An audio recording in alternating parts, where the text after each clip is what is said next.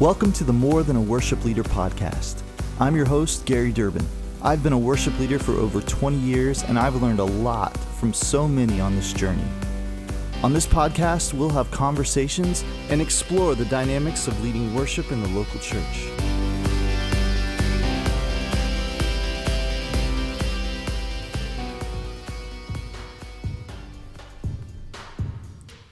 Creativity and worship ministry go hand in hand.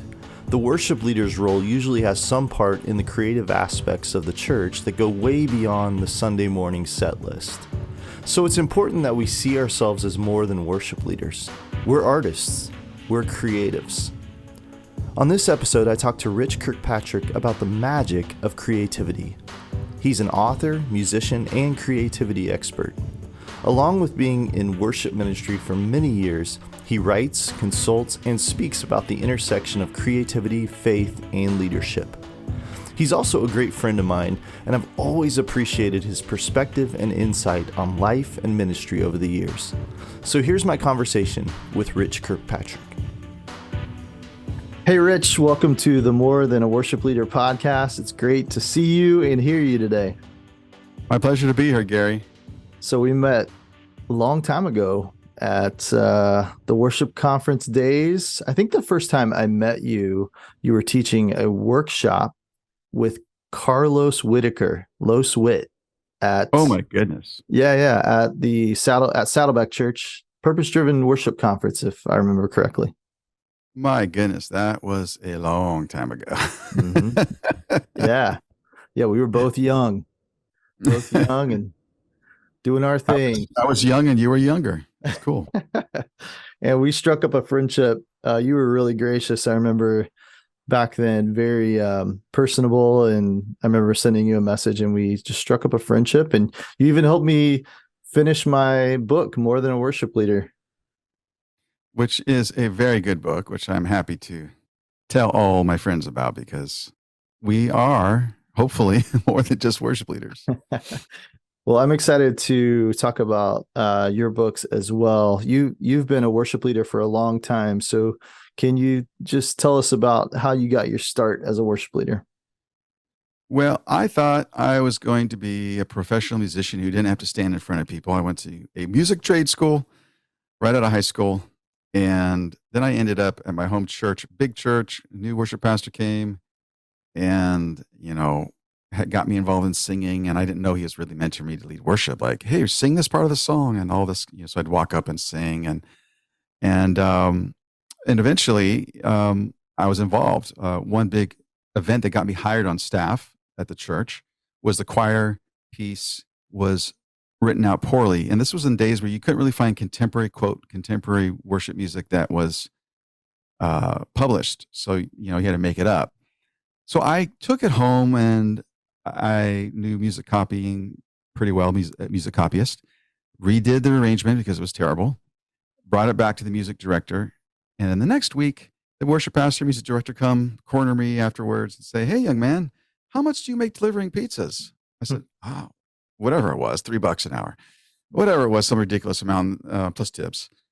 He said, well, we'll match that if you work for the church and do more of this stuff. Like what, really? So I started working for the church. I was a music copyist, prepared for the orchestra, which is like 30-piece orchestra, 200 voice choir. We had a 40 to 60 voice young adult choir, which it was all contemporary music. It was so fun. And that was my, where my girlfriend who became my wife. And what happened there was, how did I get a worship leading, Gary? Those same people, one of them, music director, she came to me and she said, Rich, I've been praying, and I think you should consider being a worship leader at my friend's church plant. And I looked at her with big, shocked eyes saying, what is a worship leader? And second, what is a church plant? And that set me off. We moved to Southern California, and the sidebar there, I got to meet Rick Warren and all these people because it was so small way back in the day. Mm-hmm. Lived on the beach with my wife, newlyweds.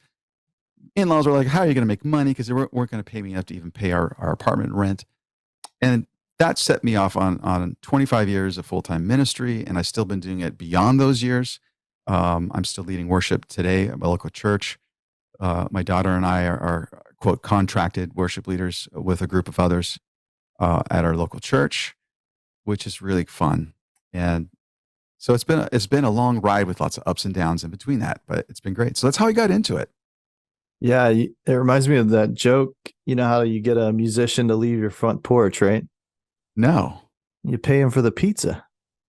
And I exactly what I was doing. I was the pizza guy. And I made pretty good. The church, by the way, did not pay me as much as I made delivering pizzas. I just want to make that clear. Now, if I remember correctly, did you say you started leading worship in the early 90s? Or was I it would before that? say, yeah. Well, 1989, I got married. Mhm. So that's going to be 35 years next year, which is a miracle for my wife's patience. It's a wonderful thing too. So back then, that's when because it was like, go to that church plant rich and lead worship. I said, well, this is my girlfriend. What happens? Oh, I won't be with her anymore. So what do you do? Well, I guess I got to get married. And so, yeah. So that was 1989, started my professional worship leading, even though I was doing it as a volunteer before that. This is a interesting question that just hit me, but you got the 90s, you got the 2000s, the 2010s, I guess is what you call them. What would be like your favorite decade as a worship leader to lead worship in? Well, it's not the 90s, except for the fact that I was at a church back in the East Bay, where I just moved here again. I was at a church and we would do Paul Balash, but imagine Paul Balash with the um, jive of Tower of Power with 3-part horns and a funk kind of feel for it's East Bay. I mean, East Bay, Greece. And I love the fact because the Paul Balash songs are great. You can make them your own. And we did. And I wish you could have heard that. I wish I could have like recapture that because there's a moment in time that you just can never go back to. And it was really fun. I never knew any better. So we didn't know better. This is our volunteers. This is who we have to play music. And this is how they play it. I said, okay, we're going to go with it. And it was a lot of fun. I think those days were fun because there wasn't really, you have to be like this sound. You have to be Right. this, whatever, even though Saddleback was a big church at that point in time. And I had roots with them. And a fellow San Jose, Rick Muchel is also from San Jose. His hometown was mine. And we miss him dearly, of course, as one of the great sages of us worship leaders over the years. But, but yeah, we just made it up. So that decade was great. I also have to say that I was in the 80s. So there was something really different that happened in the 80s where it exploded, like the late 80s. Like 88 was when I was like writing out orchestra parts for that church. Mm-hmm. It was so new that everybody had to just they put their cassette tape recorder, they go to that church and then they'd mail it to you and then you transcribe it. That's what I did. I transcribe it for our worship team and we would do it the next week, like totally bootlegged of that church's new song that everyone wanted to do. And somehow those exploded kind of organically. Like someone would say, hey, I was just at a friend's church and I couldn't believe this song. And that's how you did music back then. You didn't have it sent to you from Elevation Worship or Red Rocks Worship with this slick thing and some cool guy talking behind his SMB 7B microphone, singing cool. It was just like, hey, this is amazing. My life was changed by this song. And this is back to the old days, Gary. Yeah. And so they did. So there was something about that was so cool. And the Vineyard music was new. Yeah. Integrity was new. Which was all the Hillsong stuff was all brand new. And it was just stuff. And it was so different than what came before it. It was really a change. Church before that was, you had to be Pentecostal to have experiential worship before that. This took it to every church. Right. That was a big change. And so I liked that little change because I was a young person, really, really young. Yeah. But then I also liked the Paul Balash with the jivey funk beat years. So 3 decades leading worship. You're just shy of perfect. So I'm sure you've had some mess ups on stage. What's like the most embarrassing or crazy moment you were a part of on stage? I've had a couple of them, but one of them I have to capture on YouTube. It was a viral video called Drum Shield Attacks Worship Leader. Yes. And what happened was we were singing, oh gosh, Mighty to Save. That might Yeah. trigger somebody in the audience. Yeah. Really old song, right? But back then it wasn't that old. And Right. I had my kind of emo hair of the 2000 and Yeah.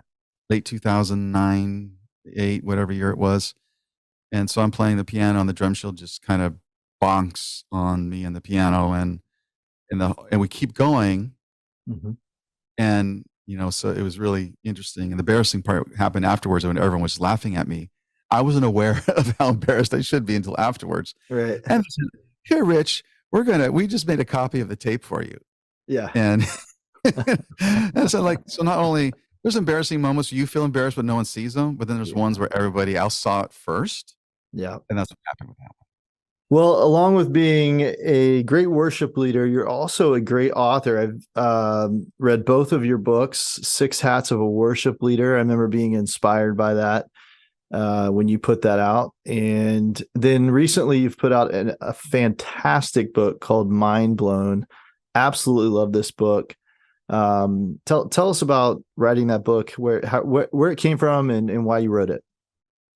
It really came because I wrote this book for worship leaders because that's what I did. And I hung out with people like you, Gary, and I wanted to write something that I know is close to your heart. Like, how do we get time to actually be with our people and shepherd them? And, we have to kind of take care of those hats. And so after I do these workshops, people would come up, worship leaders and creative directors and others, pastors, and say, well, the creative process is something we seem stuck in. This guy's too controlling doing this. And I don't seem to ever be able to get enough space to do this, or I'm overwhelmed with this kind of creative conflict going on and all these different things about creativity. And what can you tell me? And I was like, don't know. I got to go check that out. So I did some of my own internal work and the research about it. And I did a workshop on the creative process for that particular group of folks. And it really was something that became the most favorite workshop I ever did and talks I ever did. So I did further research over the years. This was like 6 years. When I moved to Southern California, I drove Lyft and taking people to the airport, whether it was a cook, a CEO, a film director, or whoever, they just all said this book really, the idea of the book, which is this creative process.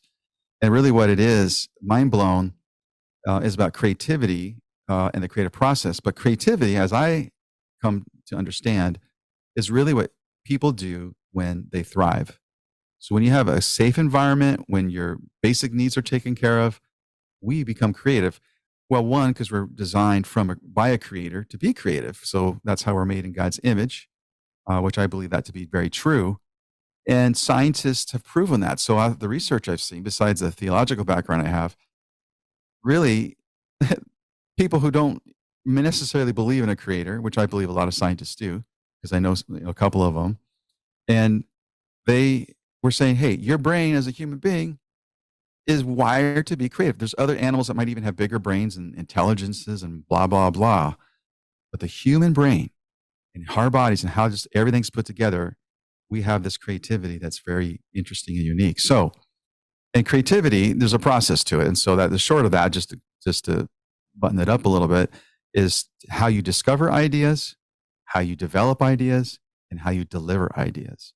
And so that came to me, and I thought, I wanted to test my ideas, Gary. So I said, I don't trust myself because I want this to be tested. So even though the people on my Lyft rides seemed to like it, and my barber liked it, and my friends, worship leader friends seemed to like it, I wanted to just research and test it and kick it around and put it through a lot of filters. And I was surprised at, I'm not original.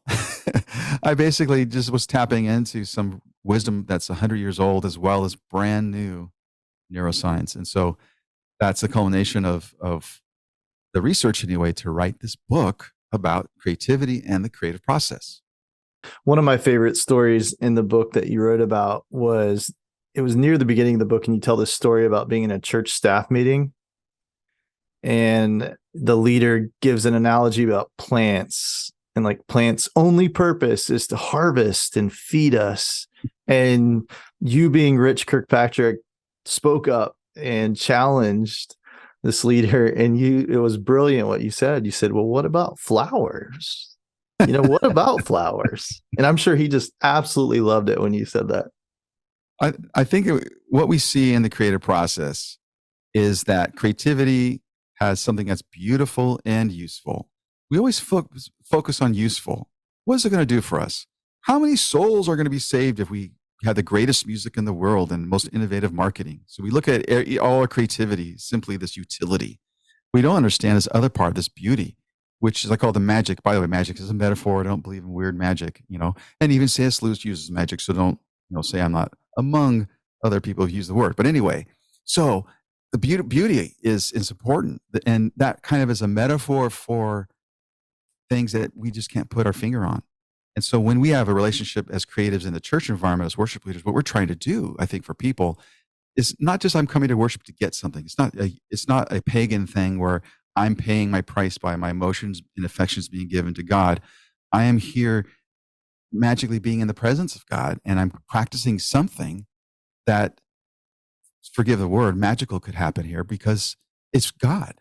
And and I'm open to that, like seeing the sunset. Sometimes you see the sunset and it just hits you, but it's always there, even if it's behind a cloud. And I think our creativity is like that. We have to be willing to see it, that it has that quality to it, that it gives us meaning. It's not just something that it does ROI, as the business people say. Mm-hmm.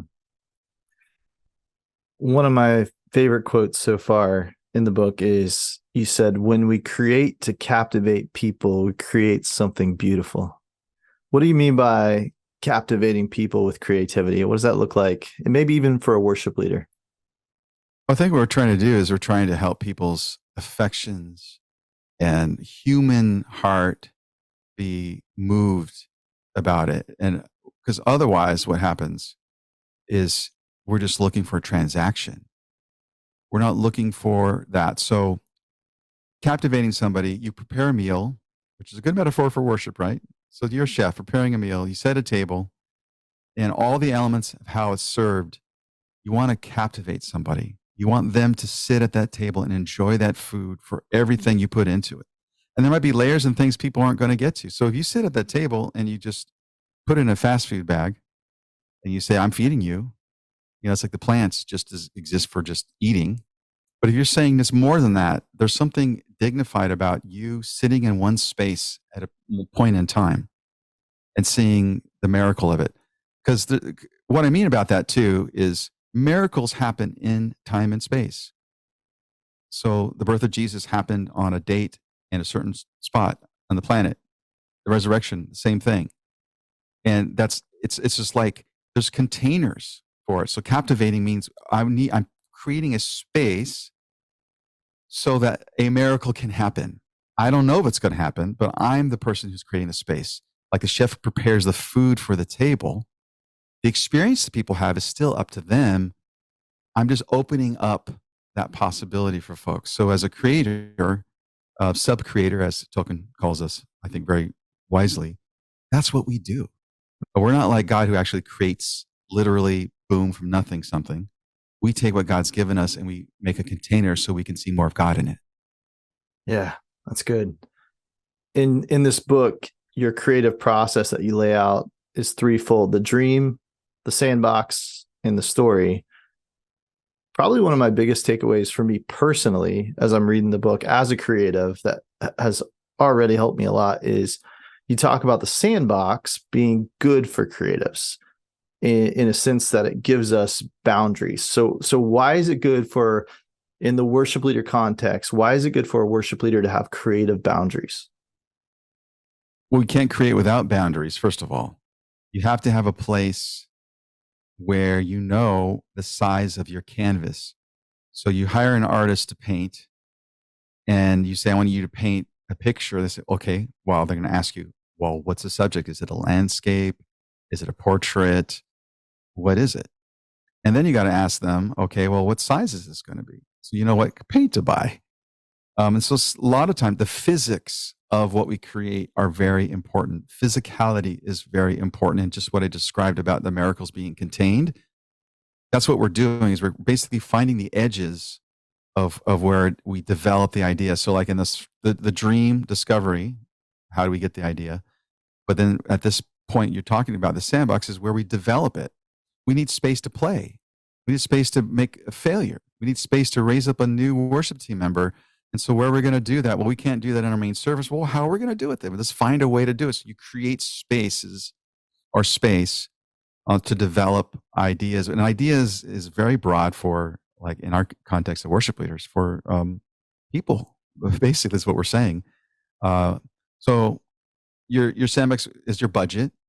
So, okay, you need a certain amount of microphones. How many mics do I need to mic up my team? So a lot of these things are very, very practical and very transferable. The irony is, I tell a story in the book, if you remember, this guy's a Fortune 100 former executive, raises his hand, says, Rich, I thought artists love boundaries or hate boundaries, don't want any. And he was shocked when I was telling him what we're talking about right now. What's really true is that we like to make you think that we don't want any boundaries so we can set, we have unlimited budget, all that, which we know is not true. So when you don't give us a budget, you don't give us a timeline, you don't give us vision, you don't give us direction, the creative person is going to crumble. And I call that the blank canvas panic attack. You're looking at a blank canvas, you're panicking because you don't know what's supposed to be painted on it. When I was writing my book, More Than a Worship Leader, you were one of, you've been a close friend for a long time, but you were one of those guys in my life that was gracious to read my book. And one of the stories I tell people about you is, as I was writing the book, I was starting to obsess over it and kept rewriting it. And I remember you were the one that stepped in lovingly and said, I'm not reading your book anymore. You can send me more edits if you want, but I'm not going to read it anymore. You need to set a date. And you gave me a sandbox in a way, okay, time's up. Here's a boundary and let's do this thing, I think it's important because sometimes when is something finished? It could never be finished. We could be, right, having a conversation that goes nowhere. It's like dating someone you like and never doing anything to progress. It's just eventually that's going to get boring. You have to go somewhere on a journey somewhere. And so creativity does take us further. And so I had the same thing with this book, to be honest. I had one of my book mentors who was a consultant, a publisher, helped me. And he was saying, you just got to put this out, Rich. Come on. So just so you know, you're not the only person in the world. We all struggle with that as creative people. A song, when is it ready? Yeah. I mean, there's nothing perfect we're putting out, but are we creating is the point. And I think that's kind of where, obviously, I'm so glad your book came out because it's helped a lot of people. Otherwise, in other words, it's like someone always would say this, you're not getting much juice for the squeeze anymore. One thing I love about the sandbox analogy that you talked about was you were talking about, building a castle in the sandbox. And to me, your analogy with it speaks to the idea of getting married to a creative idea too quickly. And, the sandbox gives us the luxury of building something and it not being what we want in us, and we can not be married to it and go, it's okay, it's just sand. We can still sculpt it. And I love that, not getting married too quickly to an idea. I think, especially those of us in your ministry context, are you willing to prototype something?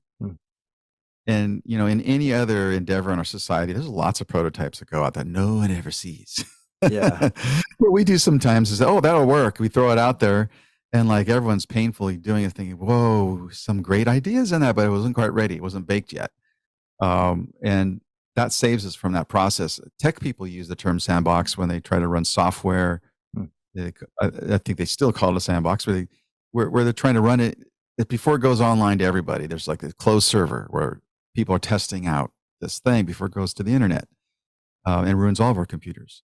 But yeah, it's so important to have prototypes. It's so important to have iterations and to know that you don't have to decide on everything at the moment. Like in the case of your book, you were already at the elaboration phase, which is the delivery phase. By the time you had it, you wrote your book.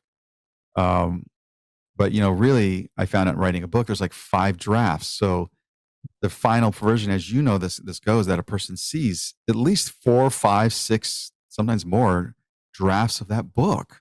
were Yeah. created, combed over by multiple people before, if you're doing it correctly, by the way, Right, right. um, so that it is something of quality. So when I say my book's good, say, yeah, you're the author. Well, that's because I went through just terrible pain in the sandbox of people crashing and like sand breaking that one down and having to build a new whole chapter, or taking a chapter out, or having the editor just tell me, oh, brutally, this, you're losing people on this, Rich. And think, gosh, all the research, all those end notes that would have been make me look smarter on the back of the chapter, I have to get rid of because it's just not going to work. Yeah, and I think as creatives, we'll find out really quickly if we're open to the development process when we ask someone their thoughts on our idea. Because if they don't give us praise and they give us, some criticisms, how we respond to that will tell us if we're married to it or not, right?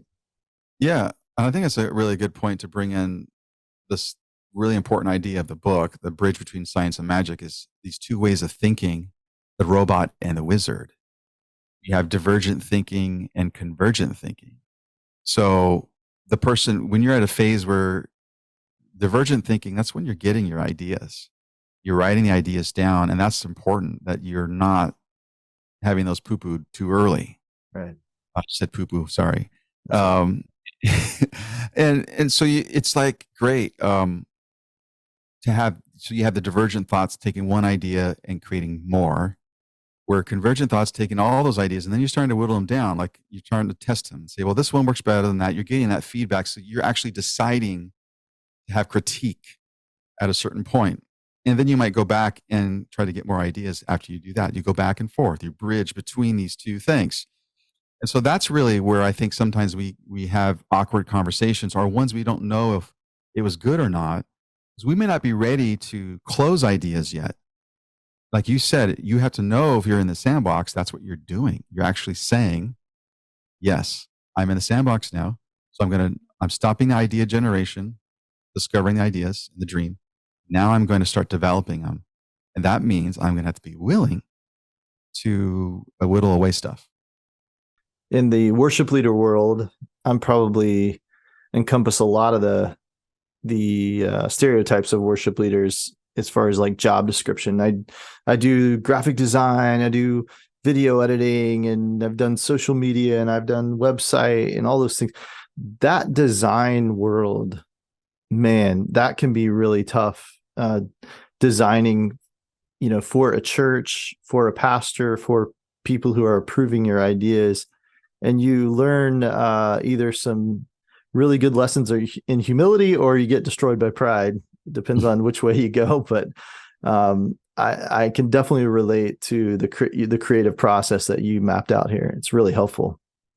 Yeah, and the design sense of things, having the sandbox really helps, because you could say, here's our design book, for instance. If it's graphic design, we have certain colors and fonts and things. We don't have to really, it gives you more freedom, I guess, to not have so many things to choose from.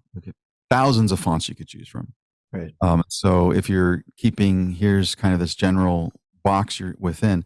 So really being creative is not being outside the box, it's finding the edges of the box and being knowing that you have this fence or this, so I think that's kind of what people don't understand sometimes. I think either I'm completely out of the box with no boundaries, or I'm constrained where I have no freedom.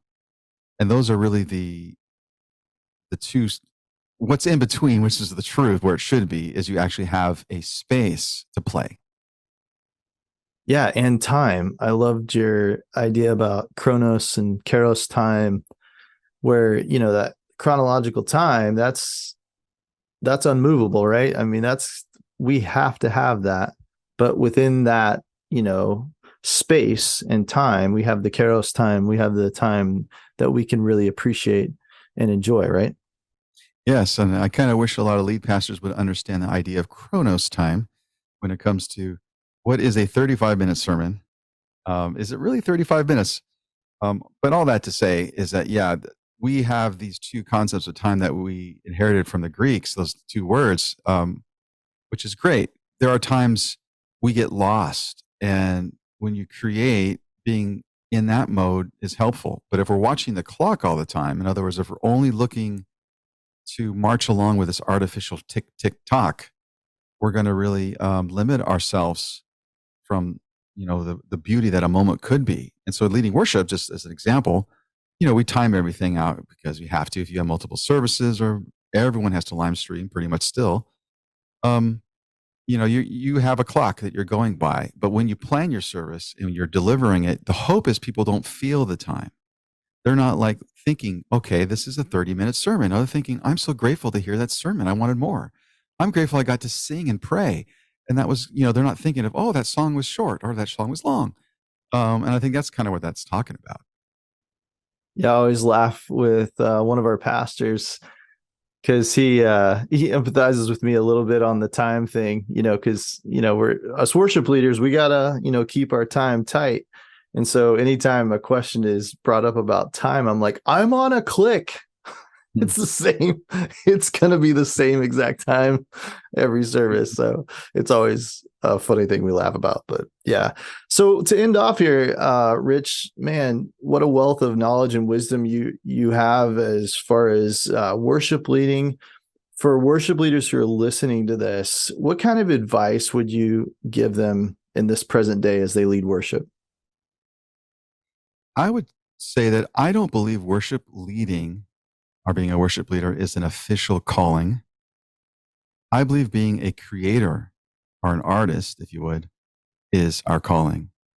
And so I think if you look at it that way, you're not stuck to this one role that I'm a guy with a guitar or keyboard like me in front of people leading singing. But I'm a person who serves my church by creating for them this moment and giving it to them to have so they could pray and they could relate to God and each other in that setting. So really the calling is to be a creator, to be an artist. And so the worship leading part is kind of just, we call it that because that's what we're doing at the moment. But superseding that is our identity is not in that. Our identity is in serving. And so I think that's kind of my message to that. I think no matter what art you do, we're going to think of it that way. So why don't we do that as worship leaders? Yeah, I love that. And it ties into a continuous theme of this podcast. It seems like the idea of identity keeps popping up. And I think that's because that's a struggle for all of us, really, right? I mean, we can easily get tied to our title or position and find our identity in that. And that's not a good path. And it never has a good ending, right? And some of us are, could end up having the same pain that an athlete of the NFL who at 37 retires and he's on TV with his face blown up on everyone's big screens. Then all of a sudden he disappears. He got injured or something. And there's a psychological pain that person goes through because our identity is stuck in the fame or the catharsis or the dopamine that comes from being in that position. Well, a similar thing can happen to us who are stand in front of people and sing and lead them and have that face when our identity really is more than that, deeper than that. There's nothing wrong with being in that position, being that person or like that great football player, whoever he is.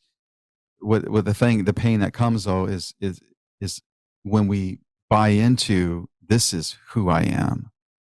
So we can't be who we are if we're not doing that anymore. So if I'm not standing in front of the church, singing and leading worship, then who am I? But if I'm creating for the King and experiences for people to meet Jesus, whether that's my own kitchen table or when I make coffee for my son in the morning, which we have coffee together, or whatever it is, just I'm creating that space. It doesn't have to be. And I tell you what, I've gone through seasons where I've been in like big churches and all of a sudden I was nowhere and between things. And then I'm back there now and whatever. And it is very difficult it's easy for me to say it. It's difficult to live it. And so I have a lot of empathy for my fellow worship leaders as you go, the ups and downs of dealing with identity of that calling we have. Well, Rich, I appreciate you, man. Appreciate your friendship. And thank you for writing this book. It's definitely helped me and I can't recommend it enough. We'll definitely put it in the show notes.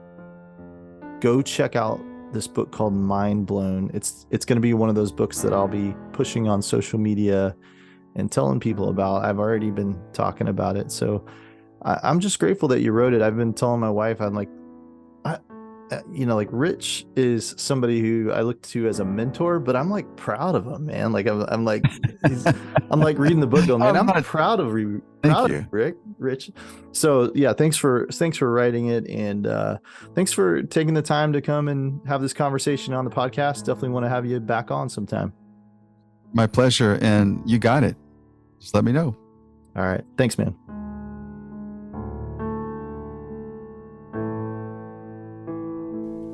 I really appreciate the thought of looking at ourselves as creatives. It's another avenue to become more than a worship leader.